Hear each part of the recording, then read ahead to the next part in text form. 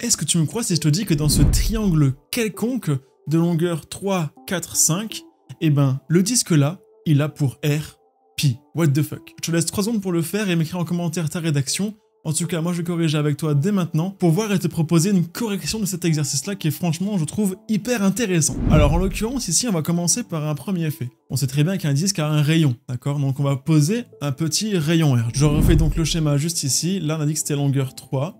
Là, c'est longueur 4. Et là, c'est longueur 5. Ok? Là, je parle avec le rayon. Je veux dire qu'en fait, ben ça, c'est un rayon de longueur R. Ok? Ça veut dire aussi que là, j'ai aussi un rayon de longueur R. Ce qui me plairait bien, pour pouvoir travailler avec, entre guillemets, un carré, ce serait de montrer que la longueur là, c'est la même que celle-ci. Et du coup, c'est la même que celle qui est en rouge d'ailleurs. Comment je pourrais faire? Il faudrait d'abord montrer que j'ai effectivement, en fait, un triangle rectangle. Est-ce que là, j'ai un triangle rectangle pour commencer? Comment je peux faire? Ben, là, par rapport aux informations que j'ai simplement des informations par rapport aux longueurs du triangle, à savoir 3, 4 et 5. Et ben ça, mon ami, c'est un triplet qu'on appelle un triplet pythagoricien. C'est simplement un triplet qui va respecter l'égalité pythagoricienne. Regarde, je te montre. Par exemple, 5 au carré, elle a quoi ça? 25. Ok. Si on appliquerait Pythagore dans ce triangle-là, supposons que là il soit rectangle, et ben du coup ici, parce que 5 ce serait l'hypoténuse. Ok. On aurait donc quoi?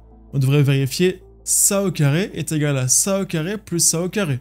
Ok, vérifions. 3 au carré plus 4 au carré. C'est égal à quoi ça?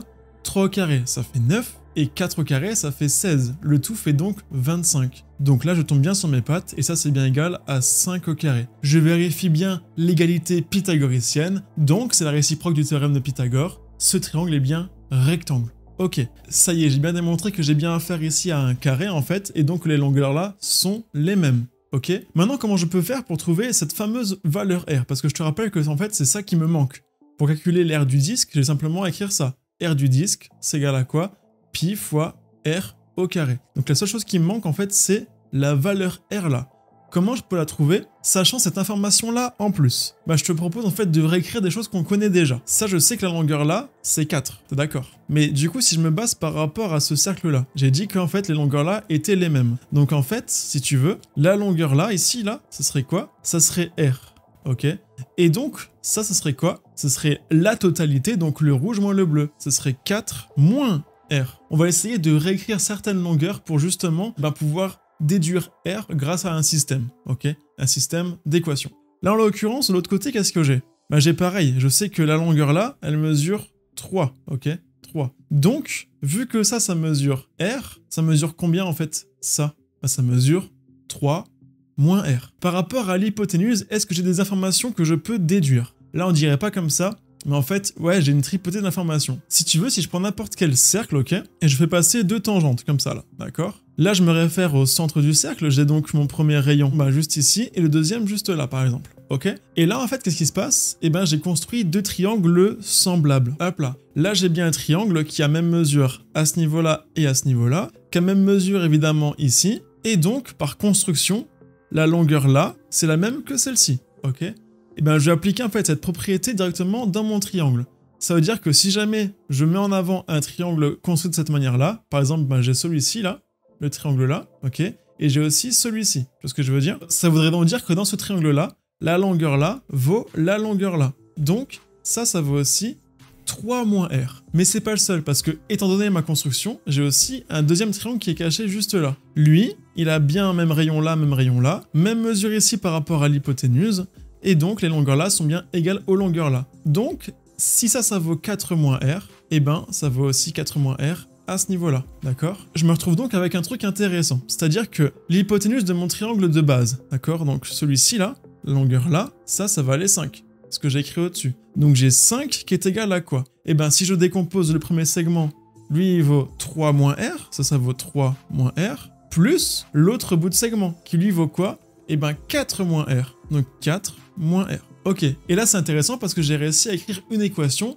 qui ne dépend que de constante et de R, donc je vais pouvoir isoler R pour trouver la valeur de R. On est parti. Là j'ai quoi? J'ai 3 moins R plus 4 moins R. Je vais d'abord isoler tout à gauche les valeurs numériques et à droite les valeurs qui dépendent de R. J'ai donc lui que je vais assembler avec lui et lui avec lui. Alors c'est 5 qui est égal à quoi? 3 plus 4, 7, moins R, ça fait moins 2R. Ok, maintenant je vais enlever 7 de part et d'autre. J'ai donc 5 moins 7, ça fait donc moins 2, qui est égal à moins 2R. Et enfin, si jamais je veux simplement avoir R, je vais diviser de part et d'autre par moins 2. J'ai donc R qui est égal à moins 2 sur 2, donc 1. Ok, donc grâce à ce système-là, j'ai pu trouver le rayon de mon disque. Maintenant, je peux remonter là-haut, ok. Je sais que R vaut 1. Si R il vaut 1, ça veut dire que l'air elle vaut pi fois 1 au carré. 1 au carré, ça fait 1.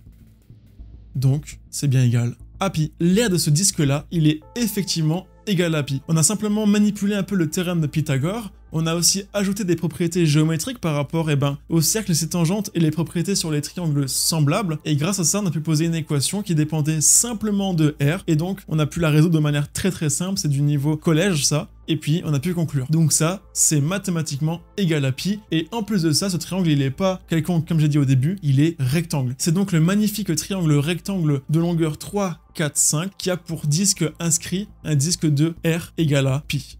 Voilà. J'espère que t'as kiffé, j'espère que t'as bien tout compris. J'espère aussi que t'as pu trouver la solution. Sur ce, go tryhard, et puis à plus.